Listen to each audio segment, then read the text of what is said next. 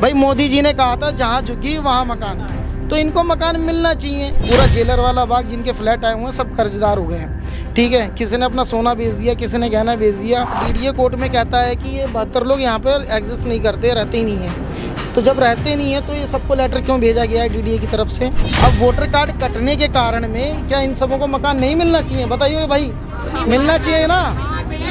EWS flat है तो 1,76,000 रुपए भी उनसे लिए गए हैं। मैं तो ये कहता हूँ कि गरीब आदमी है, 1,76,000 लेना कोई जायज़ बात नहीं है। ये पॉलिसी पूरे दिल्ली के झुग्गियों पर इम्प्लीमेंट होगी। कुछ लोगों को मिलेगा, कुछ लोगों को घर से बेघर होना पड़ेगा।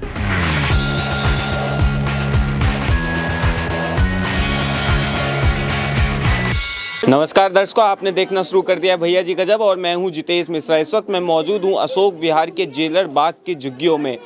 जेलर बाग की वही झुग्गियां हैं जहां से आज से कुछ दिन पहले जो सियासत है वो लगातार जारी थी। सियासत है जहां झुग्गी वहां मकान की, पर कहीं ना कहीं जो जहां झुग्गी वहां मकान पर एक जो नया मोड़ आया है और एक नया ट्विस्ट ये है कि अभी मेरे पीछे जो आप ये तमाम लोग देख पा रहे हैं, इनमें से बहुत से लोग ऐसे हैं जिनका सर्वे नहीं हुआ, पर डीडीए की तरफ से लेटर इनके घर पे आया है कि ये लोग वहाँ पे रहते ही नहीं थे, इसलिए इनका रिजेक्ट हुआ है।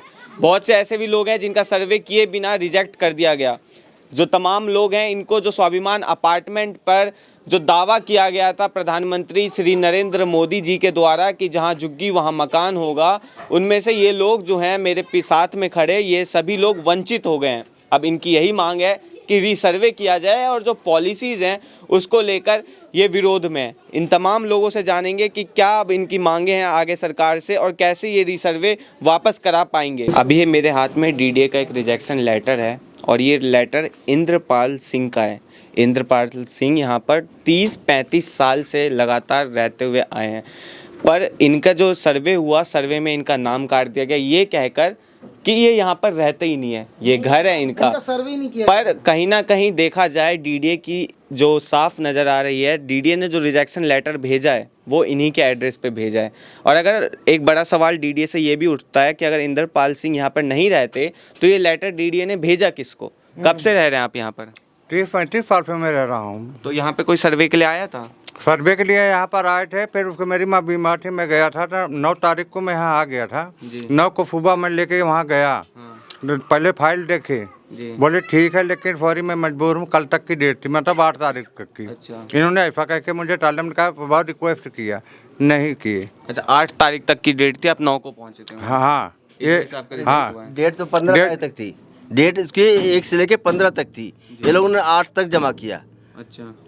और 10 दिन 15 तक जो है, 15 तक तो जो जिसकी लिस्ट में नाम है उसके जमा कर रहे हैं, बाकी सबका कैंसिल कर रहे हैं। लिस्ट में नाम सारे बंद कर दिए सब जमा करना।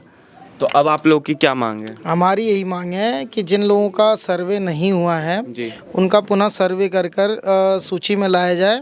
और जहां झुग्गी वहां मकान का वादा था मोदी जी का, तो इनकी झुग्गी भी है और मकान भी इनको देने चाहिए, फ्लैट भी देना चाहिए। और हम क्योंकि कोर्ट में भी गए हुए हैं कि पुनः सर्वे के लिए दिल्ली हाई कोर्ट में, ये हमारे पास ये प्रूफ है। और ये आपको 2008 का पहचान पत्र भी दिख रहा है और 30 से 35 साल हो गए इनको पुराना ये रहते हुए, ठीक है।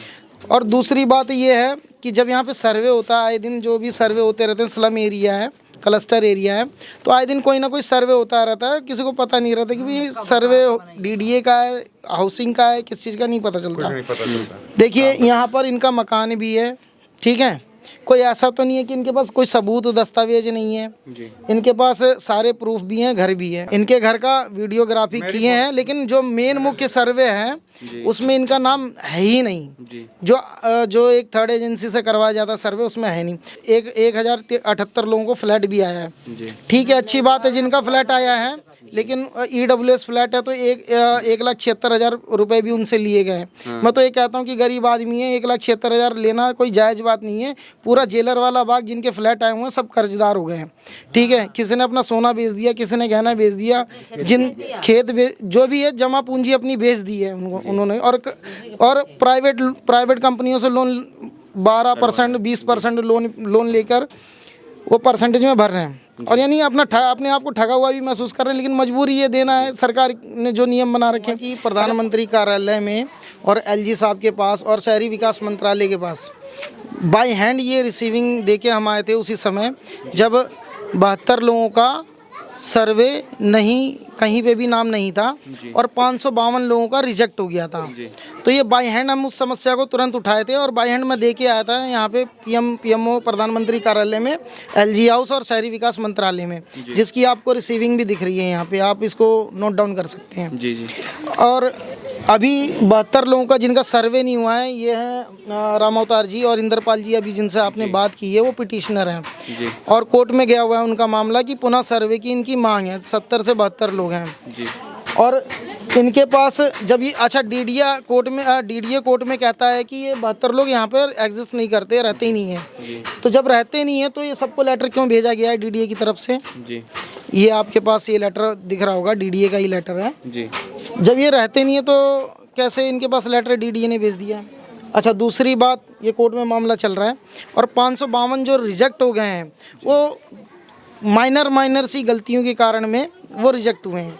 अब जैसे कि आप समझ लीजिए 11, 12, 13, 14 में अगर वोटर कार्ड में कहीं रिजेक्ट हो गया है, वोटर कार्ड में कहीं नाम कट गया है, आज मुद्दा आप देख रहे हो टीवी चैनलों पर, नाम काटना जोड़ना यही सब चल रहा है, कोई भी किसी का नाम कटवा देता है। अब वोटर कार्ड कटने के कारण में क्या इन सबों को मकान नहीं मिलना चाहिए? बताइए भाई, मिलना चाहिए ना। अब ऐसा तो नहीं है कि ये संभल हो गया कि इनके घर को खोद के निकालेंगे, जो पुरातत्व विभाग है वो खोदेगी, इनके दीवार चुनेगी, देखेगी। भाई इनके मकान भी यहीं पे ही हैं, इनके मकान भी यहीं पे ही हैं और झुग्गी भी यहीं पे है, दस्तावेज सब कुछ है। भाई मोदी जी ने कहा था जहाँ झुग्गी वहाँ मकान, तो इनको मकान मिलना चाहिए। हम मोदी जी का कोई विरोध नहीं करना चाहते हैं, लेकिन हम गरीब आदमी हैं, 552 लोग कहाँ जाएंगे? हमारी झुग्गी यहाँ पे है, हमारे मकान यहाँ पर हैं, तो हमें देना चाहिए।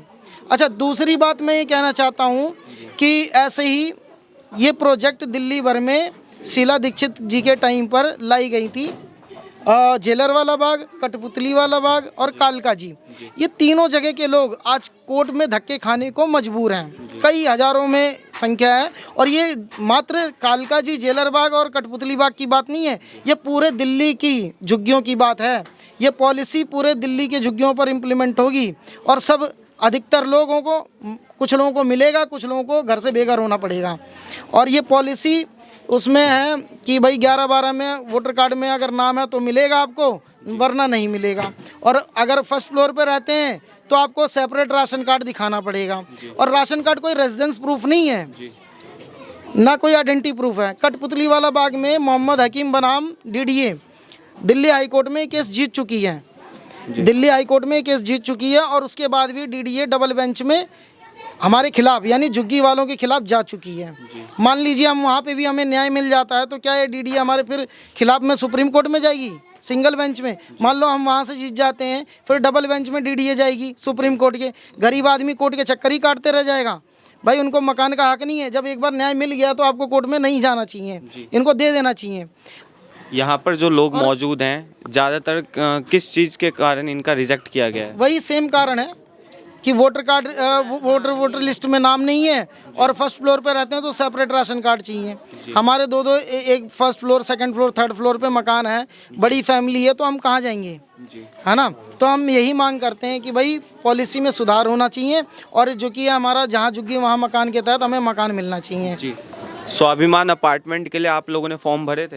सबने भरा हुआ है, सबने भरा हुआ है, लेकिन उसमें सबका आया नहीं है। क्यों नहीं आया, क्या कारण बताएं? कैंसिल, वही वोटर आईडी कार्ड सबका, हाँ सबका यही, सबका ज़्यादा से ज़्यादा यही रीज़न है सबका।